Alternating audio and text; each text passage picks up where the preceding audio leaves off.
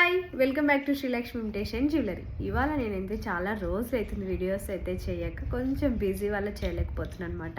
ఇవాళ నేను ఒక మంచి నెక్ సెట్తో అయితే మీ ముందుకైతే వచ్చాను. అది డమ్మీకి వేసాను, చూపిస్తాను. ఇది అర్జెంట్ కావాలన్నారండి, రేపు ఎర్లీ మార్నింగ్ వాళ్ళకి కావాలంట ఈ నెక్లెస్. సో ఇయర్ రింగ్స్ వచ్చేసరికి అయితే ఇలా వచ్చినాయి అనమాట. ఇలా డమ్మీకి అయితే చూపించాను అనమాట.